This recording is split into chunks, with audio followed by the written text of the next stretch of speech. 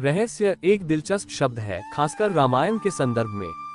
हालांकि रामायण की कहानी काफी प्रचलित है, फिर भी कुछ ऐसे अनछुए कोने जरूर हैं जो हमें रोमांचित और जिज्ञासु बनाते हैं। आइए कुछ ऐसे ही रहस्यों की पड़ताल करें। लक्ष्मण रेखा। वाल्मीकि रामायण में लक्ष्मण रेखा का उल्लेख नहीं है। ये प्रसंग बाद के पुनर्पाठों में जुड़ा, शायद सीता की सुरक्षा को दर्शाने के लिए। पर कुछ विद्वान इसे सीता के स्वतंत्र अस्तित्व पर अंकुश मानते हैं। मंदोदरी का आशीर्वाद। क्या आप जानते हैं कि रावण की पत्नी मंदोदरी राम से लंका युद्ध न करने का आग्रह करती थी। उसने राम को समझाया कि युद्ध में निर्दोषों का भी नुकसान होगा। हालांकि रावण ने उसकी सलाह नहीं मानी। ये प्रसंग युद्ध के दुखद परिणाम और शांतिपूर्ण समाधान खोजने के महत्व को उजागर करता है। मंदोदरी ने अपने पति रावण को भी कई बार युद्ध न करने की सलाह दी और संधि करने के लिए आग्रह किया था, लेकिन रावण अपने अहंकार वश था। उसने मंदोदरी की एक नहीं मानी और युद्ध में स्वयं भी मारा गया और लंका का विनाश भी करवा दिया। वाल्मीकि रामायण में सीता का अपहरण। हम जिस हनुमान के रोमांचक कारनामों के बारे में जानते हैं, वे वाल्मीकि रामायण में नहीं पाए जाते, बल्कि सीता को जाम्बवंत नामक वानर द्वारा छुड़ाया जाता है। रावण का ज्ञान। रावण केवल एक दुष्ट राक्षस नहीं था, वह विद्वान, संगीतकार और शिव भक्त भी था। कुछ संस्करणों में उसे दशानन नहीं बल्कि शिव तत्व का अंश भी बताया गया है। रावण ने मरने से पहले लक्ष्मण को 3 उपदेश दिए थे जो हमें जीवन की बहुत ही महत्वपूर्ण है। हनुमान की मां जानकी।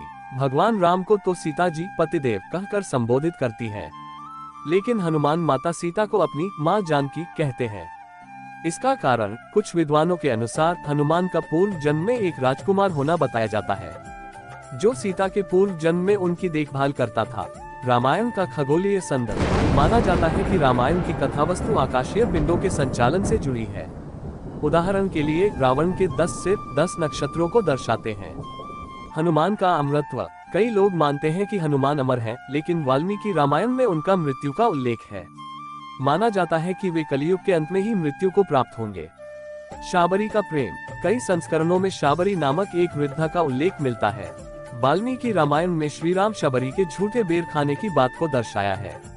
राम अपने वनवास के दौरान उनकी कुटिया में जाकर उद्दिष्ट भोजन ग्रहण करते हैं। कुछ विद्वान इसे आत्मसमर्पण और सामाजिक पदार्थों से ऊपर उठने का प्रतीक मानते हैं। महिष्मति का गायब होना। रामायण के कुछ संदर्भों में महिष्मति नामक नगर का उल्लेख मिलता है, जिसका शासन रावण का छोटा भाई विभीषण करता था, लेकिन बाद के ग्रंथों में इस नगर का कोई जिक्र नहीं है। यह महिष्मति का अस्तित्व और उसका रहस्यमय अंत इतिहासकारों और पुरातत्वविदों के लिए खोज का विषय बना हुआ है। कहानी सिर्फ भारत तक सीमित नहीं है। कंबोडिया, थाईलैंड, इंडोनेशिया आदि कई एशियाई देशों में रामायण के अपने संस्करण मौजूद हैं, जो भारतीय संस्कृति के प्रसार के प्रमाण हैं। विभीषण का महत्व। रावण के छोटे भाई विभीषण ने राम की ओर से युद्ध लड़ा था। उनकी सहायता के बिना लंका पर विजय प्राप्त करना कठिन होता। रावण के महल का स्थान और लंका की कमजोरियों के बारे में जानकारी भी विभीषण ने ही राम को दी थी। जामवंत का योगदान। रावण से सीता को छुड़ाने के प्रसंग में जामवंत नामक वानर का उल्लेख भी मिलता है। माना जाता है कि उनके पास रावण की शक्तियों को नष्ट करने का उपाय था।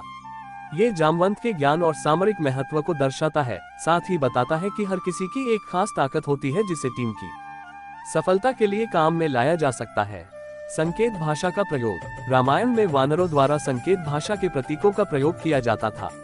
उदाहरण के लिए हनुमान अपनी अंगूठी सीता को भेज देते हैं, जो राम से जुड़ने का प्रतीक है। ये हमें संचार के गैर मौखिक रूपों के महत्व के बारे में याद दिलाता है। ये कुछ ऐसे अनोखे तथ्य हैं जो रामायण के पन्नों में छिपे हुए हैं।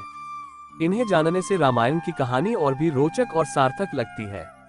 हमें याद रखना चाहिए कि ये तथ्य धार्मिक ग्रंथों पर आधारित हैं और इन्हें ऐतिहासिक सत्य के रूप में नहीं माना जाना चाहिए। इनका उद्देश्य रामायण के ज्ञान को बढ़ाना और इस महाकाव्य के पात्रों और घटनाओं के बारे में एक अलग दृष्टिकोण प्रस्तुत करना है। Thanks for watching. यदि आपको ये वीडियो पसंद आई हो, कृपया लाइक, शेयर और सब्सक्राइब करें।